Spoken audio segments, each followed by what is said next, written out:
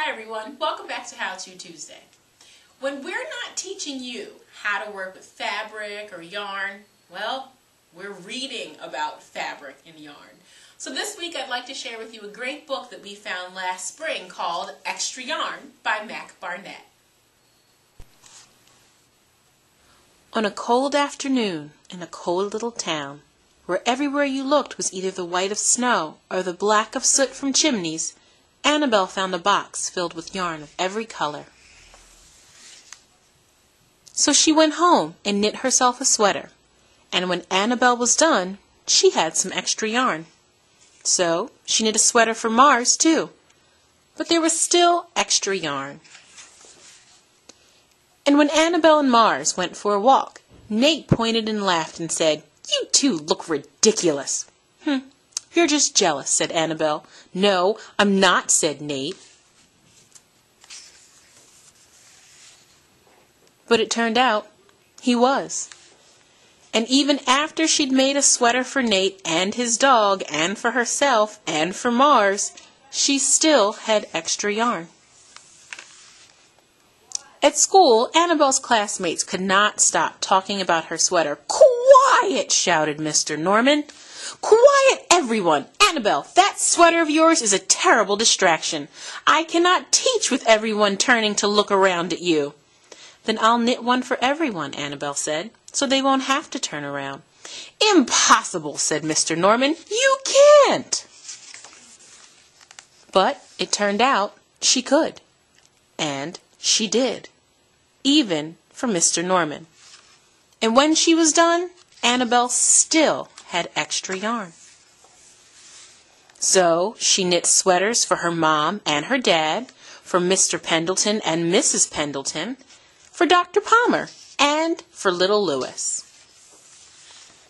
She made sweaters for everyone, except Mr. Crabtree, who never wore sweaters, or even long pants, and who would stand in his shorts with the snow up to his knees. "Oh, no sweater for me, thanks," said Mr. Crabtree. So she made Mr. Crabtree a hat, and even then, Annabelle still had extra yarn. She made sweaters for all the dogs and all the cats, and for the other animals too. Soon, people thought, soon Annabelle will run out of yarn. But it turned out she didn't.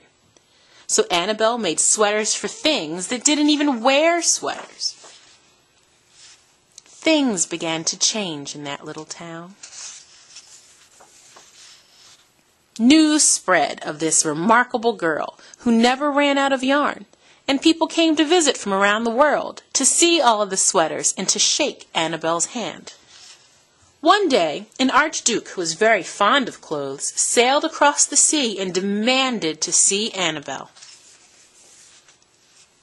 "Little girl," said the archduke, "I would like to buy that miraculous box of yarn, and I'm willing to offer you $1 million. "No, thank you," said Annabelle, who was knitting a sweater for a pickup truck. The archduke's mustache twitched. "$2 million, he said. Annabelle shook her head. "No, thanks." $10 million, shouted the archduke. "Take it or leave it." "Leave it," said Annabelle. "I won't sell the yarn." And she didn't.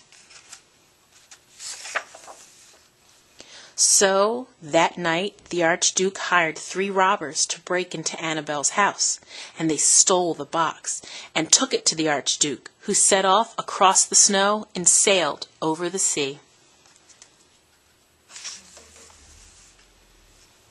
Back to his castle he went.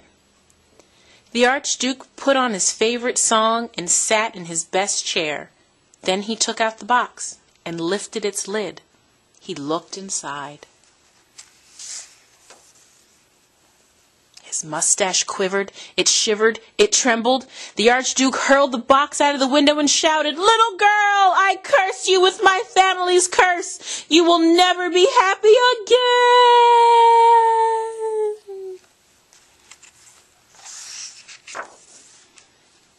But